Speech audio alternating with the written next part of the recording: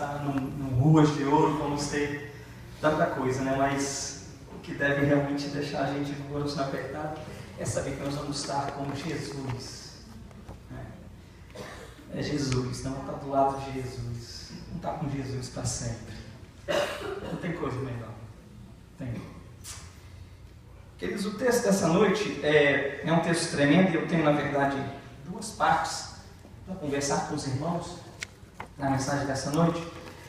E antes de começarmos a tratar sobre a mensagem em si, eu gostaria que nós pudéssemos realmente atentar para algumas coisas e algumas coisas que têm me deixado apreensivo. Não só eu, como eu sei todos os pastores e teólogos, né, e estudiosos da palavra. E eu espero que a igreja também esteja preocupada com isso. E a preocupação que eu tenho tido ultimamente é de quem nós ouvimos as palavras. Não pode ouvir o pastor Helena?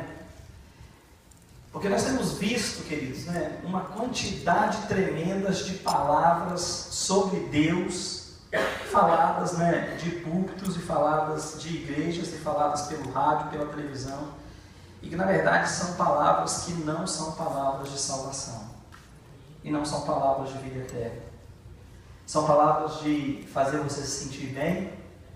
São palavras que fazem você 10 maneiras de você vencer na vida, 10 maneiras de você ser um forte, 10 maneiras de você progredir, 10 maneiras de você ter vida abundante com Deus na terra hoje. E eu não estou acusando ninguém aqui. Eu gostaria de mostrar assim, que nós pudéssemos realmente, em nome de Jesus, discernir melhor o que nós ouvimos. Porque às vezes, porque tá bonitinho de terno, tá bonitinho de calcinha apertadinha, como é que é o nome da calça? Skinny jeans, né? Jesus falou comigo, né? Não é porque eu estou de skinny jeans, não é porque eu estou, o pastor ou alguém tá bonitinho, tá bem arrumadinho, que a palavra é do Senhor. E eu queria que os irmãos entendessem muito isso, porque eu acho que isso tem atrapalhado um pouco a nossa comunhão com o Senhor. Eu queria dar só essa palavra inicial para que nós pudéssemos, em nome de Jesus, a nossa devoção, porque existe uma coisa melhor entre nós e Deus do que a nossa devoção pessoal, a nossa casa. Na hora que você estiver lendo a sua Bíblia, você, estudando a palavra, você, e meditando com o Senhor, que Deus pudesse dar a você discernimento daquilo que Deus realmente quer que você entenda da palavra de Deus. Estão entendendo, irmãos? Porque às vezes a gente vem para a igreja para ouvir coisas que vão nos fazer bem. E Jesus Cristo, quando ele estava na cruz do Calvário, falou: Pai, se for possível, afasta de mim esse cálice. Deus não afastou o cálice dele. Vocês estão entendendo a palavra do pastor nessa noite? Porque o Senhor tem um plano para cada um de nós. E quanto mais cedo nós entendermos esse plano, e trabalharmos com esse plano, ficará mais fácil o nosso entendimento da missão do Senhor para nós aqui na terra. E nessa noite eu gostaria de conversar com os irmãos, tendo dado essa palavra, porque eu tenho visto, estou falando isso para os irmãos, porque eu tenho visto na internet, no Facebook, em páginas de rede social, em rádio, eu tenho visto uma guerra tremenda entre pastores, entre pregadores da palavra, aonde está verdadeiramente a palavra do Senhor. Que diz: a palavra do Senhor verdadeiramente está na Bíblia. Eu quero dizer uma coisa para você nessa noite. O mesmo Deus que inspirou os homens a escrever a Bíblia, Ele pode dar inspiração para você entender o que está escrito aqui. Os irmãos confiam nisso? Então leia a sua Bíblia. Agarre a sua Bíblia. Leia a sua Bíblia. E peça para que Deus possa mostrar a você realmente aquilo que Ele tem para mostrar para você. Sim?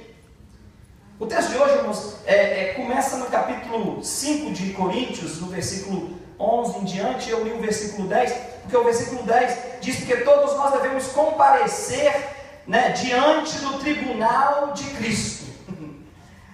Todos nós apareceremos, iremos um dia estar diante do tribunal de Cristo. E nessa noite eu gostaria de falar com você sobre por que Cristo morreu. Por que Cristo morreu? Paulo coloca para a gente, nesses versículos, 4 razões claras aí por que Cristo morreu. E nós vamos chegar nelas, mas acontece que o apóstolo Paulo, quando ele estava aqui, nessa situação de Corinto, Paulo, ele estava passando algumas dificuldades. O livro de 2 Coríntios, ele trata do triunfo de um homem de Deus diante das dificuldades. Sabe alguém que tem dificuldade? Lê 2 Coríntios. Porque o texto todinho, o livro todo, gasta sobre isso, sobre as dificuldades de um homem de Deus, a vitória de um homem de Deus. E Paulo ele vai tratar sobre isso. Ele já tinha passado por Corinto antes, na verdade, a igreja cristã em Corinto tinha sido fundada por Paulo. Mas agora ele estava viajando e ele ouviu outras coisas sobre a igreja de Corinto. Eles tinham lido a primeira carta que ele escreveu, gostaram da primeira carta, e ele encontra agora que ainda lá existiam algumas dificuldades. Na igreja de Corinto existiam pessoas dentro da igreja que duvidavam e contestavam o apostolado de Paulo. Ele foi o fundador da igreja, ele foi aquele que batizou alguns, ele foi aquele que discipulou a maioria daquele povo que estava ali, mas agora nas suas viagens, outras pessoas chegaram ali, falsos profetas, falsos mestres, chegaram ali e começaram a dizer que Paulo, na verdade, não era o apóstolo de Deus. Na verdade, começaram a acusar Paulo de falso apóstolo. Ele então se preocupa com isso, e ele escreve então essa segunda carta à igreja de Corinto. E na verdade, quando ele escreve essa segunda carta, nós podemos ver que nesse começo desse capítulo, Paulo está preocupado com três coisas. Ele está preocupado com o temor a Deus, ele está preocupado com o amor a Cristo, e ele está preocupado com o amor às pessoas que são de Jesus Cristo. Três coisas. Ele está preocupado com o temor a Deus. Nós estamos preocupados com o temor a Deus? Ele está preocupado com o amor a Cristo. Nós estamos realmente amando a Cristo? E ele está preocupado com as pessoas que são de Cristo, que estão naquela igreja, ou que estão naquela cidade e que precisam dele. Queridos, temer a Deus significa tremenda reverência a Deus. O temor aqui tem a ver com a apresentação que acontecerá diante do tribunal de Cristo. O que Paulo está dizendo aqui é o seguinte, que o versículo diz que ele agora, por causa do temor de estar diante de Cristo, ele agora persuadiu alguns homens à fé. Marcos, o que ele está falando aqui é o seguinte: quando eu chegar diante de Cristo, e ele botar sobre mim uma lupa muito grande, e ele examinar o meu coração, e ele examinar a minha alma, e ele olhar para mim, e me perguntar: quantos você trouxe para mim? Quantos aceitaram Jesus através da sua vida? Quando Deus fizer isso com ele está vendo diante do tribunal, o Senhor vai examiná-lo todo. É como se passasse um esquema de cima embaixo, um raio-x, e ele já vê isso, e por causa disso ele então corre atrás de pregar a palavra e persuade outras pessoas a aceitarem Jesus, para que de nenhuma maneira ele seja culpado pelo sangue de Jesus. Não estão entendendo isso? E queridos, eu quero falar para você uma coisa: não é só Paulo não que vai estar diante de Deus. Eu, você, cada um de nós aqui, um dia estaremos diante do tribunal de Deus. Antes de entrarmos na cidade de Rugioso, teremos o nosso cara a cara, o nosso tete a tete com Deus. Você está preparado para esse dia? É isso que Paulo está falando. É isso que Paulo está falando, o temor a Deus. E quantos de nós vivemos literalmente sem o temor a Deus? Não tememos a Deus. Agimos como se fôssemos os próprios donos das nossas vidas. Agimos como agiu Satanás, Lúcifer, anjo de luz. Agimos como agiu Adão e Eva. Queremos ser iguais a Deus. Queremos tomar decisões que cabem a Deus tomar. Nós tomamos essas decisões porque não tememos a Deus. Paulo também diz: e encoraja os coríntios a temerem a Deus e manterem uma consciência limpa diante dos homens, a não dependerem de elogios de homens, mas a serem exemplos de tudo, e a não se desencorajarem com as críticas dos homens, mas a viverem uma vida para a glória de Deus. Quantos de nós queremos que as pessoas nos digam: ah, foi bom, ah, foi ótimo, ah, você está indo muito bem? Queridos, não se preocupe com o elogio humano, preocupe-se com aquilo que Deus pensa de você. Lá no seu interior, na sua casa, o que é que Deus pensa de você? Na última viagem missionária que nós fomos para Cuba, os pastores e que fomos ali a Cuba, eu gostaria muito que nesse ano agora, alguns de vocês pudessem ir a Cuba, mas quando nós estávamos fazendo a triagem para ir para Cuba, o pastor que estava orientando a nossa ida para Cuba, ele olhou para nós e disse o seguinte: você está indo para Cuba para fazer o quê? Para pregar a palavra, né? Ele falou assim: você gostaria que as pessoas de Cuba tenham o mesmo relacionamento com Deus que você tem? Você gostaria que os seus amigos da sua escola, os seus parentes, tenham o mesmo relacionamento com Deus que você tem? Como é o seu relacionamento com Deus? Como é a sua vida diária com o Senhor? Como é a sua leitura bíblica com o Senhor e o seu tempo de oração com o Senhor. Paulo se preocupa com o temor ao Senhor, mas Paulo também se preocupa com o amor a Cristo. Ele diz que o amor de Cristo constrangeu de tal maneira que ele foi motivado e empurrado ao ministério. O amor tornou mais fácil a obediência dele para com o Senhor. Essa semana, conversando com alguns casais aqui na igreja, alguns que vão casar, e nesse aconselhamento, Eric e eu com eles, e sempre sai a história, né? Vós mulheres, seja submissa aos vossos maridos, não é assim? Sempre sai essa conversa. Eu não sei de onde que o homem gosta dessa conversa. O homem gosta, ela é submissa, olha a palavra, submissa, né? E aí fica todo, e os homens chegaram com o olho desse tamanho. Agora eu quero ver o que o pastor vai falar, né? Os dois casais dessa semana falam, o que o pastor vai falar agora? Mas o texto, queridos, é maior, porque o texto diz o seguinte: vós maridos, amai a vossas esposas, assim como Jesus Cristo amou a igreja e por ela se entregou e morreu por ela. Então quer saber? Quer ouvir submissão da sua esposa? Em primeiro lugar, ame ela.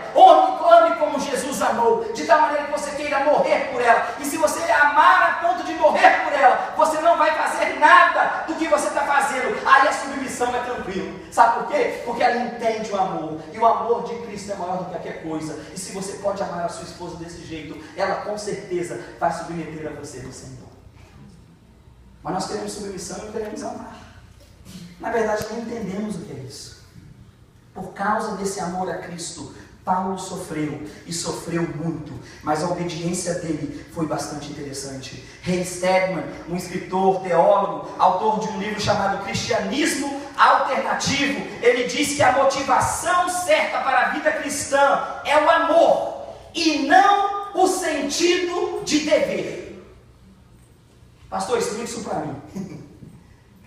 A motivação deve ser o amor. Você não vem na igreja porque você tem que vir na igreja. Você não faz nada na igreja, não canta, não toca, não participa do que participa, porque você tem que fazer. Mas você faz porque você amou a Deus em primeiro lugar. E o que você faz, você quer mostrar o seu amor para com Deus, pelo que Ele fez com você, de tal maneira que você serve com alegria e não por dever. Estão entendendo isso?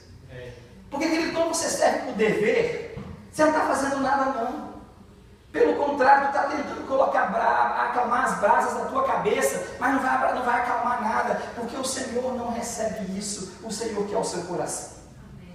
O Senhor quer o seu amor. E Paulo diz que o amor de Cristo por ele, ao morrer por ele na cruz, o constrangeu de tal maneira que ele não tem outra maneira a não ser amar de volta. Vocês estão entendendo isso? O amor de Cristo te constrange de tal maneira que você ama as outras pessoas como você ama você mesmo. E em terceiro lugar, Paulo diz aqui de que na verdade Deus, Ele enviou o seu Filho, mas Ele também tem aqueles que estão juntos com Ele. Ou seja, não só temer a Deus, não só simplesmente amar a Deus, mas amar as pessoas que estão com Deus, que estão no reino, ou na cidade de Deus, ou na igreja do Senhor Jesus. Quero dizer uma coisa para você hoje. Muitos de nós que estamos aqui nessa noite, que não estão aqui, que os bancos estão vazios essa noite, muitos que fazem parte dessa igreja e de tantas igrejas, muitos vivem no meio do povo de Deus, no meio daquele que nós chamamos Zion de Deus, mas não amam a Deus. Na verdade, eu posso afirmar nessa noite que muitos os que estão aqui nessa noite não conhecem a Deus, e Deus também não te conhece. Pastor, que palavra forte é? Essa é a palavra. Você faz de conta que conhece a Deus. Você faz por dever. Você faz por obrigação. Você não conhece o verdadeiro Deus. E consequentemente eu quero falar com você nessa noite. Deus também não te conhece. Mas a palavra de Deus nessa noite é que Ele te dá esperança. E Ele quer tirar você da situação que você está. E quer trazer você para uma vida abundante ao lado dele.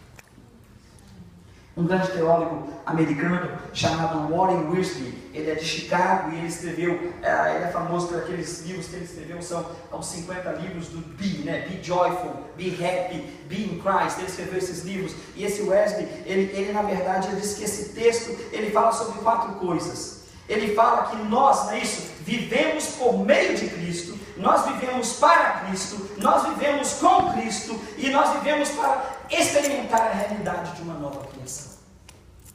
Eu gostaria então de, em poucas palavras, falar para você sobre esses 4 pontos nessa noite. E o primeiro ponto nessa noite, que eu gostaria que você prestasse bastante atenção,